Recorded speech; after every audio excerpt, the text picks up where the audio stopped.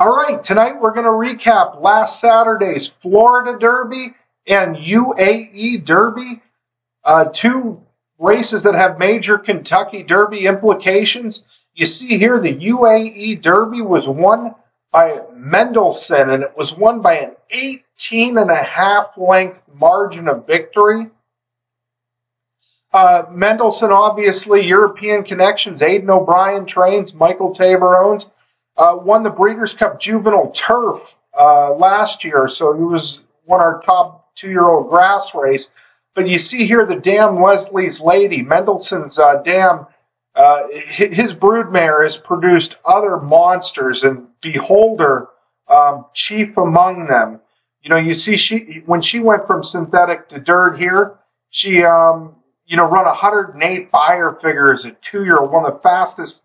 One of the fastest figures you'll ever see for a 2-year-old filly. And, you saw here going from the synthetic to dirt, from the Torrey Pine to the Zenyatta. She improved her figure 78 to 106. This is a dirt pedigree through the female family. Very, very rare that you see a good Euro horse who has a very dirt-oriented pedigree through the tail female family. Interestingly, Into Mischief, who is the sire of Audible, who won the Florida Derby. We're going to be talking about Audible when we recap the Florida Derby later in this video. But his father is Into Mischief. You see Leslie's Lady, Beholder. Look at Beholder. She won the Pacific Classic against males. 159-3 for 1.25 miles, 114 buyer figure. Won by more than 8 lengths. Very, very rare to see, a grade 1 field of older male dirt horses get beat by a filly or mare. I mean, that happens way, way less frequent throughout history than you can imagine. It's a very rare thing. Beholder was a great horse. You see, she went out in the Breeders' Cup Distaff here with a hard-fought nose victory over Songbird, Forever Unbridled. Who won the distaff the following year, was third in the race. Anyway, great family. Mendelssohn, boy, that's an exciting form. That's an exciting first-time dirt start. 18.5 length victory. I'll throw a little cold water on it, though, before we watch Mendelssohn's replay. And here comes the dousing of cold water. We did a video last week on how we looked at the Dubai World Cup prep races run on the dirt for what was called Super Saturday. It was their big prep day. And what we saw was just an unbelievable inside speed by just a conveyor belt inside. If you went to the lead and you got inside, it was just, you got carried around by a conveyor belt. I mean, horses were winning by 7.5, 12.5, 11.5. There'd be 11, 12 horse fields where the 4th place finisher was getting beat 24 lengths, 26 lengths, 28 lengths. I mean, the fields were stretched. There'd be 50, 70 lengths, 80 lengths from first to last in those races. The kickback was just tremendous coming back. It was very hard for horses to take, but you had that conveyor belt speed bias inside. Now, that was the Super Saturday card we watched. This was a report in the Racing Post, a European horse racing site, about the Maidan dirt track, and this came out, right days before the World Cup. It says, according to a report in the Racing Post, 75% of horses in thoroughbred races during the past 7 meetings, that's slang in European racing for racing days, on a fast surface were won by horses who were in the lead after 4 furlongs.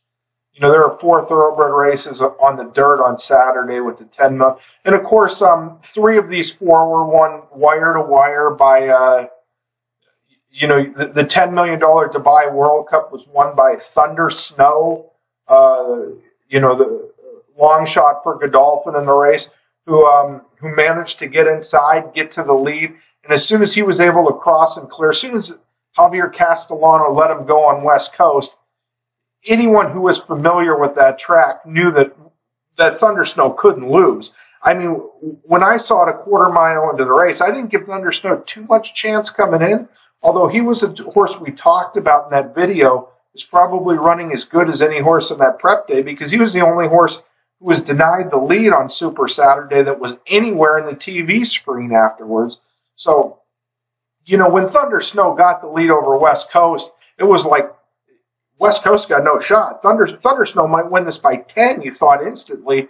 And, of course, I mean, Thunder Snow did win the Dubai World Cup. It wasn't quite 10 lengths. He won by about 5 or 6. You know, West Coast, you know, run a brave race to battle on and get second. You know, he was a path outside of him the whole way, and, you know, that doesn't seem too significant, but if you watch those replays, that outside stalking trip was not too much better. I mean, it was, he was able to fight off his stablemate Mutahij, who was, you know, kind of, Mutahij was positioned inside and had to take some of that kickback, but he was down towards the gold rail. So, anyway, you see here, 75% of the races at Meydan this winter on dirt, the fast dirt, were won by horses who got to the lead after a half mile. That's very significant because these are big fields. I mean, it's not like they're running 5-horse fields. There's 11, 12, 13 horse fields, a lot of them. And the tactics that the riders using, I mean, there's 5, 6 riders. They're sending like they're in a quarter horse race at Los Al coming out of the gate, just pushing and shoving on horses. If you watch the Arabian race on Saturday, the number 7 horse in that race was about the longest shot on the board. He was off at 48-1 odds. His jockey just put him, he got 12 cracks of a right-handed whip, just bang, bang, bang, bang with the whip coming out of the gate, just relentless whipping.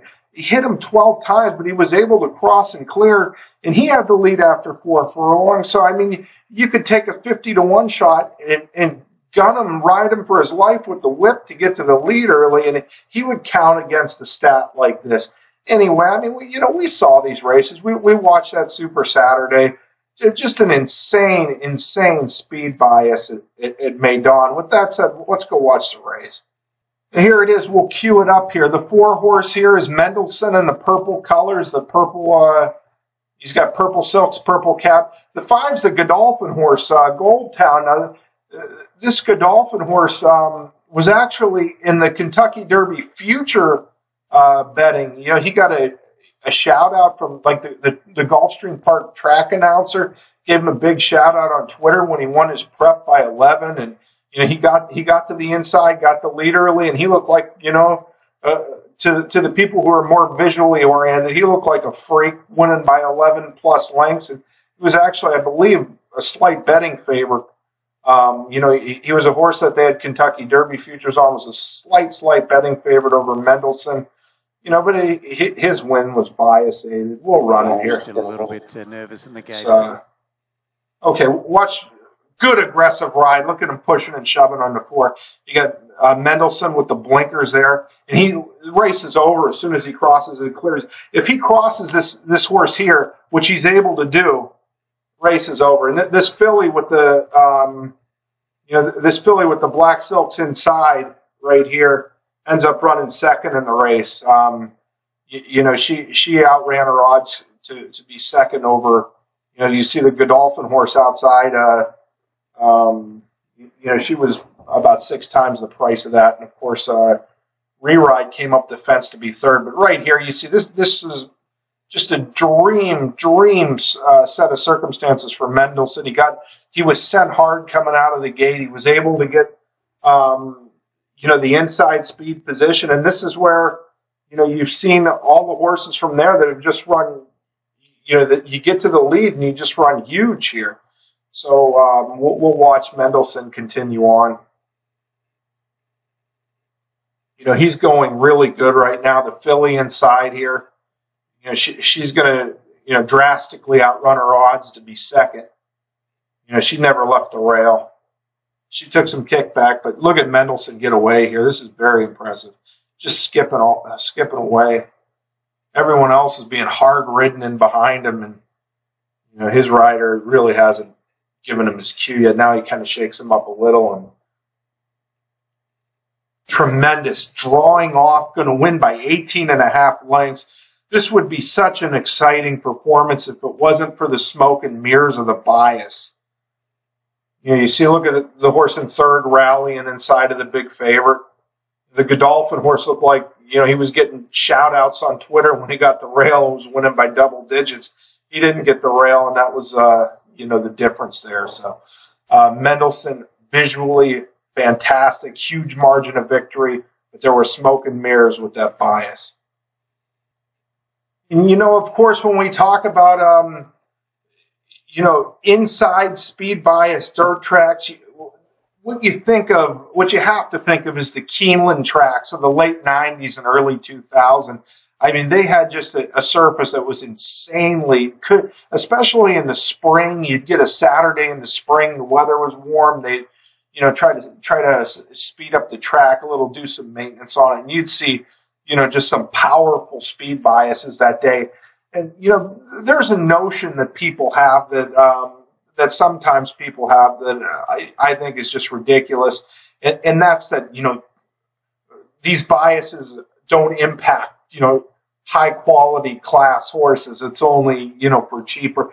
And that's nonsense here. I mean, you see, this is like the 95 Bluegrass here I pulled up. You've got Wild Sin, a 6-horse field. He broke from the rail. So he broke from post position 1 that day. He got away with a 49 flat half mile, was a length and a half in front. So, inside speed track, loose lead through soft fractions. And, he went off and drew off at 30-1, won the Bluegrass by 2.5 lengths. Thunder Gulch was widest that day. It was only a 6-horse field. He was actually 3 to 5 wide the entire way, was the widest horse in the race throughout. And, he was a half length back at the third call and finished 4.5 lengths beaten at the wire. So Wild Sin, kind of easily put 4 lengths on him from that point home. And this gave the impression to a lot of people that Thunder Gulch, wasn't, they avoided him like the plague coming into the Kentucky Derby. You see, he was 24-1.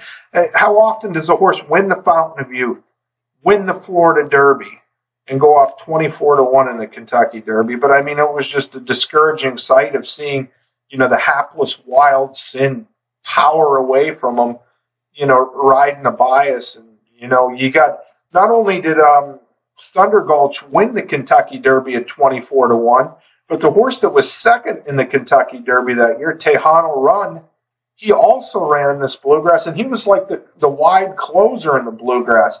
He was off the slow pace, tried to close into it, just made no impression.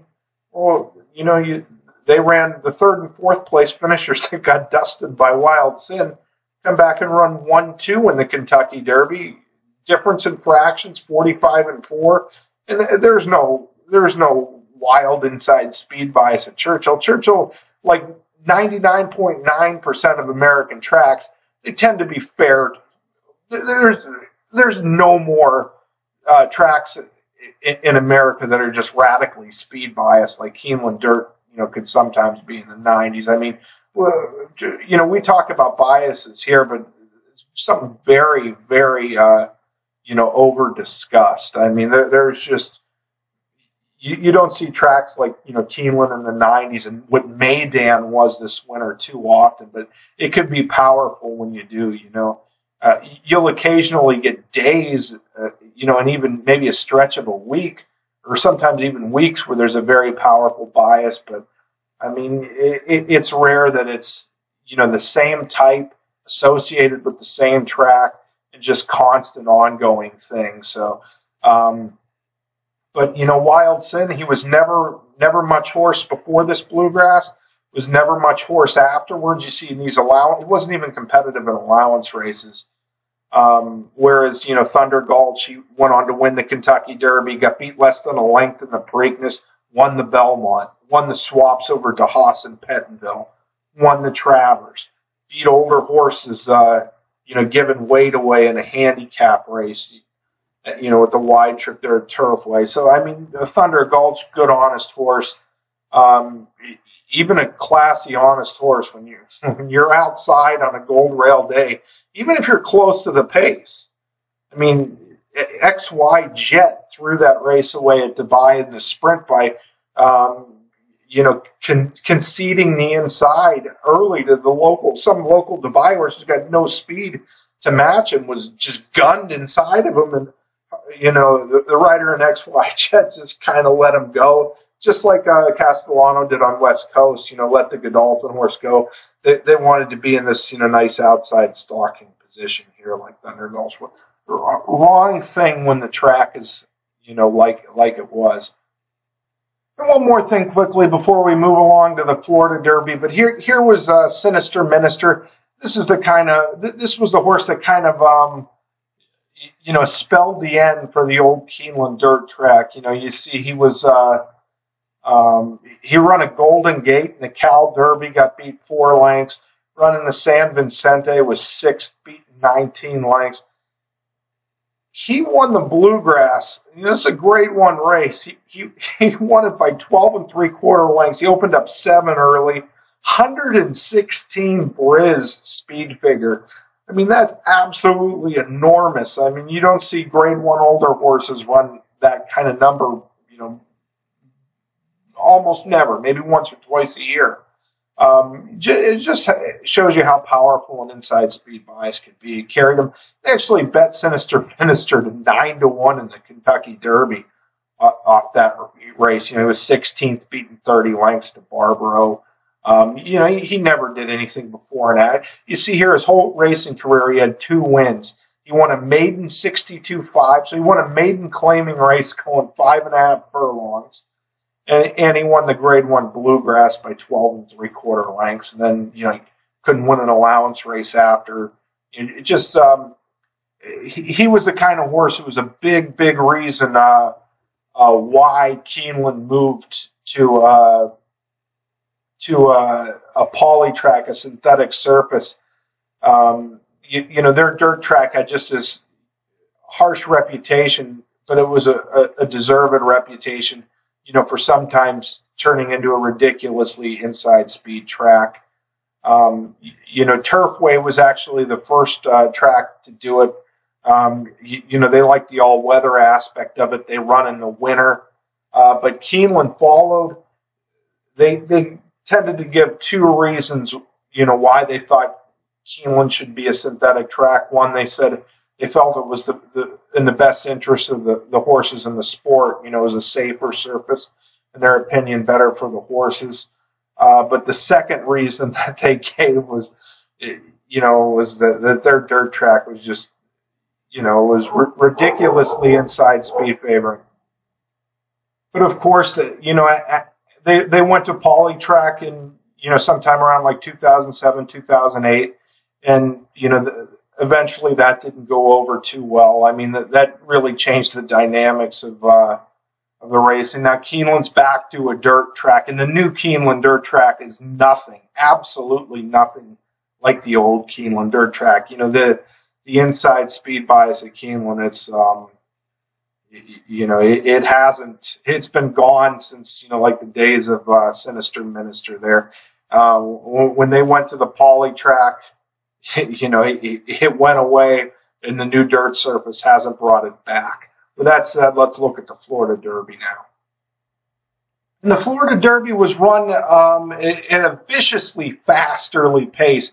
2-turn dirt race is 1 1/8 at Gulfstream, and they went 21-4 for the first quarter of a 2-turn dirt race. That will absolutely kill the speed every time. I mean, it's like, I don't think Seattle Slew could stay on after doing that. That is just ridiculously fast. But anyway, Audible won the race. The 8-5 favorite took another step forward. You see, 85, 91, 94, 105, and he took another step forward to 107.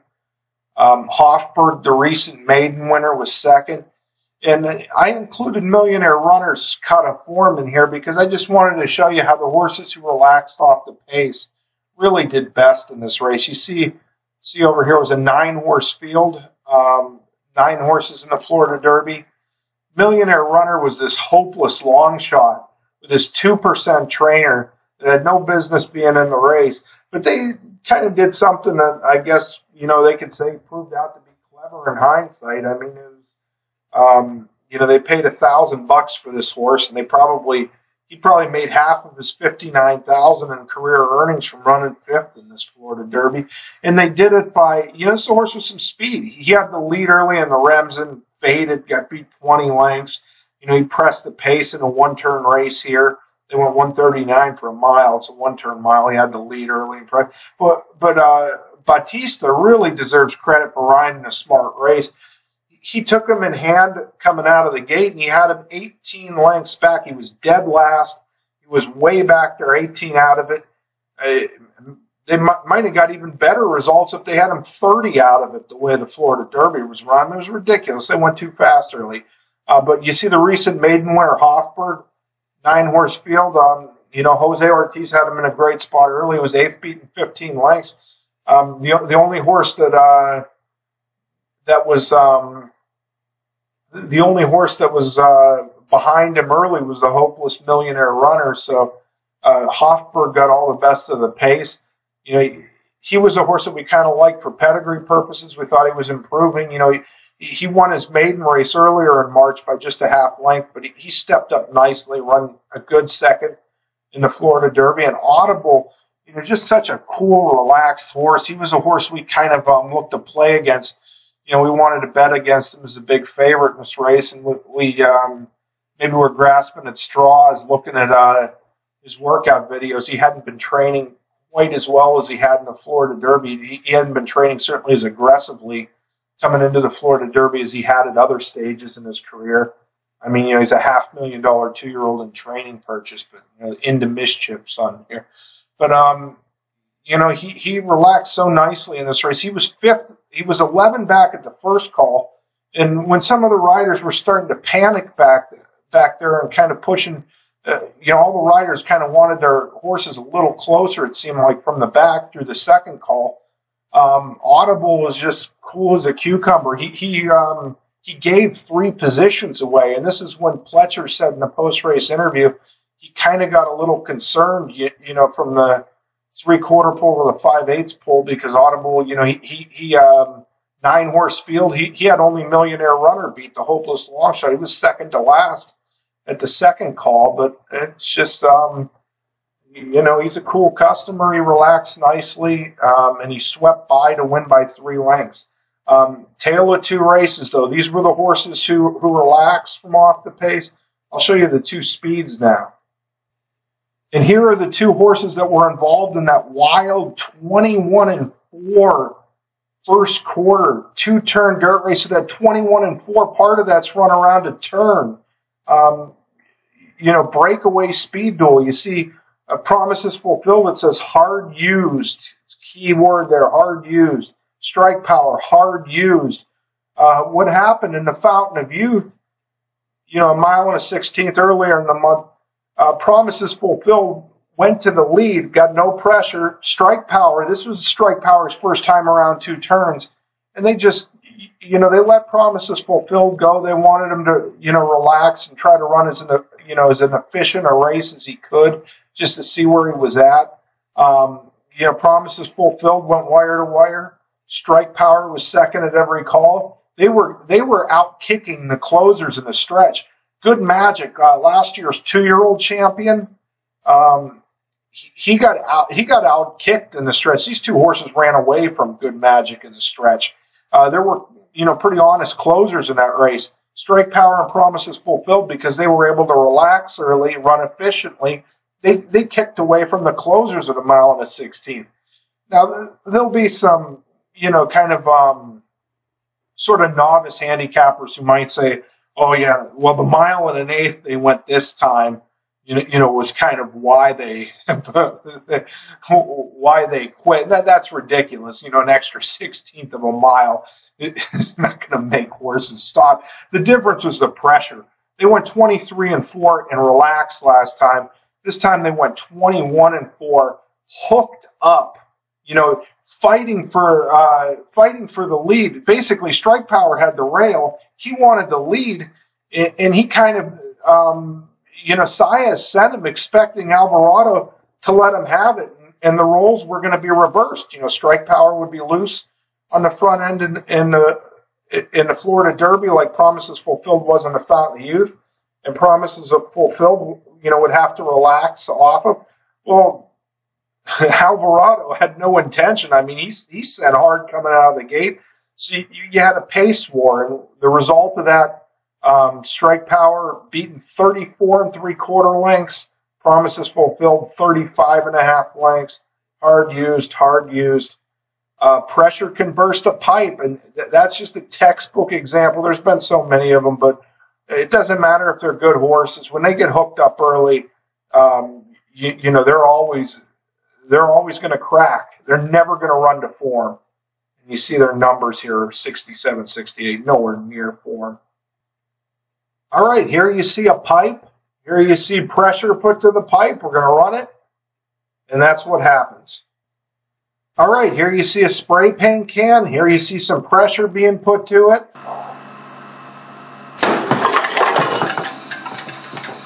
And that's what happens. That is just what pressure can do. It can do that to two horses who hook up, and their performance, it'll make their form explode. All right, with all that said, let's watch the tape, watch the replay of the Florida Derby. Post position number 1, that's Strike Power. Post position number 4, Promises Fulfilled. And your eventual winner is going to be in post position 8, Audible. He's got the red silks with the yellow star on up there. We're going to run the tape, but the first thing you want to notice, watch the jockeys, Saez on the 1 and Alvarado on the 4. Both of them are going to be sending for their lives coming out of the gate. They're going to be pushing, shoving, hooping, hollering, and smooching at their horse. They want the lead. They want the other one to back out. That gives them their best chance to win. Get that position, get loose. When they hook up early, I mean, it's devastating. We'll run it. All right, you see Alvarado there. He's sending Promises Fulfilled hard. Saez does the same. They're already in a breakaway speed duel going into the first turn. You see a little race ride in there. Saez trying to float Promises Fulfilled out to discourage him. Right here, and that didn't even work. And, Strike Power gets crossed and cleared on right here, has to take a hold. When they put up the 21 95, you see up here in this right-hand corner, 21 95 first quarter. I mean, I thought there was no chance either one of them finishes the race at this point. I mean, just the fact that these two horses were both able to cross the finish line without coming to a complete stop and being a DNF. Great display of stamina by these two horses just to finish this race after that. You see Audible back here in last. He's second to last. Hofburg inside. Millionaire Runner is the horse way back here in last. The Hopeless. You see Audible moving nice now. He relaxed through the early stages, and he is going really well here. Johnny B's got some horse on the outside. You start to see Promises Fulfilled. The Fountain of Youth winner is coming under big pressure. He's basically done. Strike Power's out of order, and here comes Audible. Now he's the fresh horse coming wide. Now the recent maiden winner, Jose Ortiz, has got.